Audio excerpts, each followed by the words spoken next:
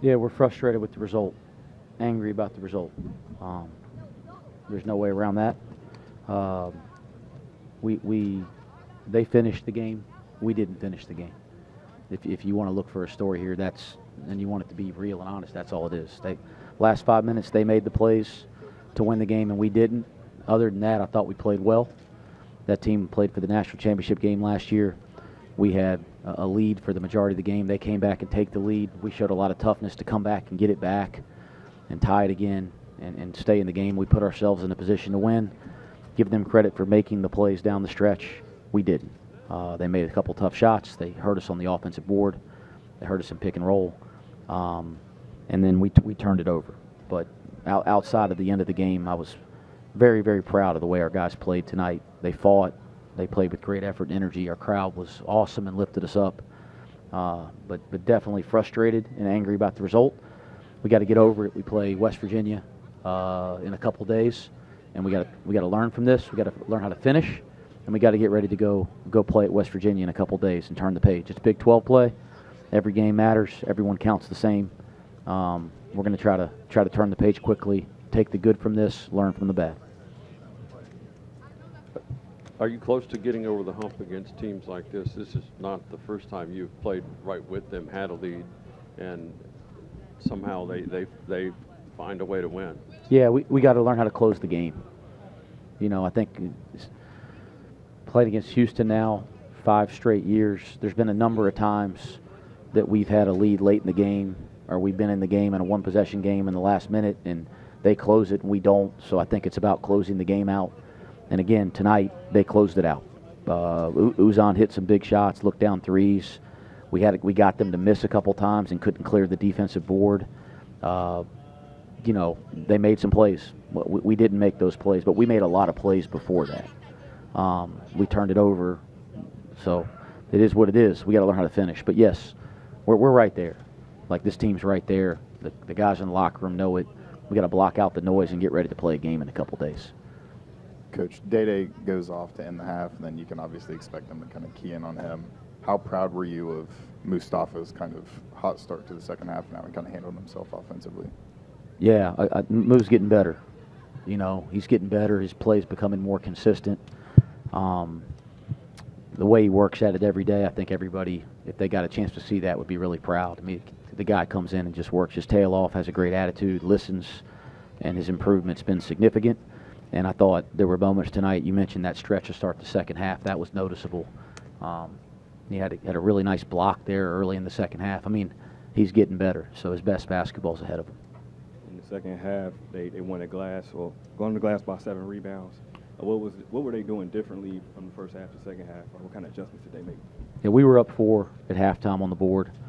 I thought our fight to the ball was really good. Again, I thought that last 5-6 minutes of the game, their fight to the ball was better, and that's where we got to finish. But, you know, we pride ourselves on rebounding. They prided themselves on rebounding. We knew that would be a big part of the game. Again, at halftime, we're +4, and we got to sustain it. Coach, what aspect, when you're talking about finishing, what aspect of the game do you need to see change the most down the final stretch? Can't turn it over. You know, like you can't. We're really trying to get the ball downhill more. You know, we know we just can't sit out there and jack threes up, right? So we're trying to put pressure on the paint and pressure on the rim. So there was a concerted effort there to get the ball downhill. We actually did, and we just coughed it up a couple times. It is what it is. Can't change it now, but we got to be able to attack like we're attacking, getting the ball inside the 3 into the paint, and we just got to make a better play with the basketball. We got it there a number of times and didn't. So we got to convert better. You can't score if you don't shoot. You can't get an offensive rebound if you don't shoot. So those turnovers were very costly. Day, Coach Sampson mentioned Emmanuel's defense during the second half on you. What was that back and forth like between you two toward the end of the first half, heading in, and then going into the second half? Just 2 guys real competitive, you know, just running each other.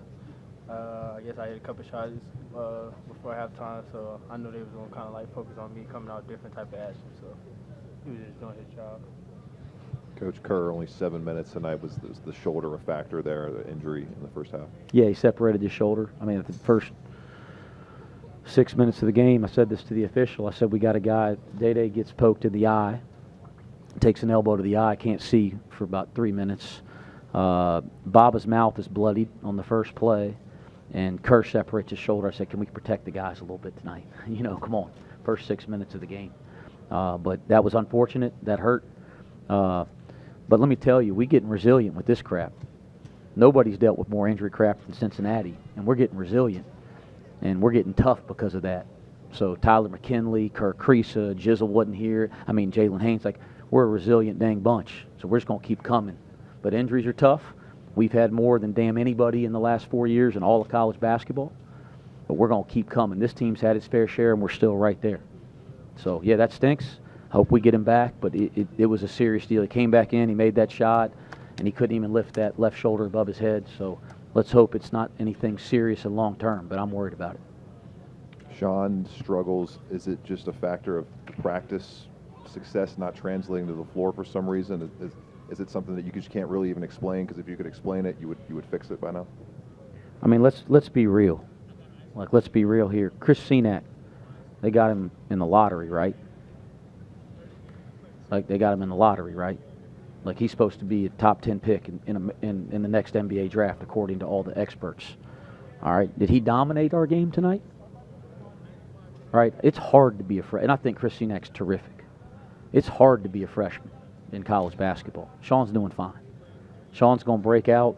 Sean's going to have a big-time freshman year. I've told you guys I've never had one concern about that. He just has to stay the course. It's going to break through for him. But being a freshman in college basketball is really, really dang hard. And he's not the only one. There's a lot. You look around the country, there's very few. I know Fleming's had a terrific game tonight, okay? But there's very few that are having that kind of success right now.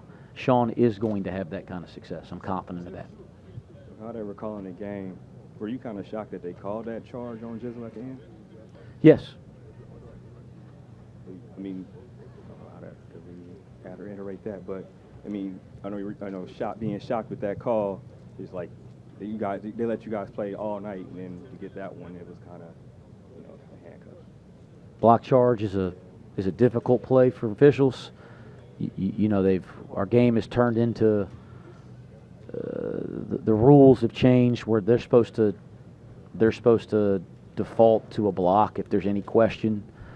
You know, I love that we were downhill. I love that we were at the rim, and it's a 50-50 play. And yeah, you in my position, you think that's going to be a block, and you're shooting 2 free throws.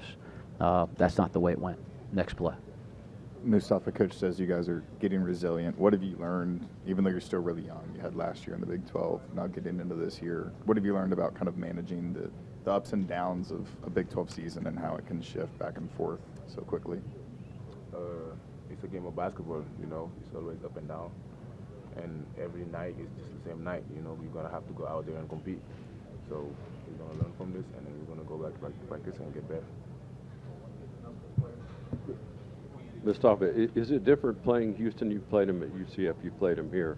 The game always looks different, just the physicality of it. I mean, it doesn't look different. I think it looks the same because we played them last year. And, they always have the same amount of physicality. And I think when you play them, I think our guys competed hard today. And we're just going to take this loss and learn from it.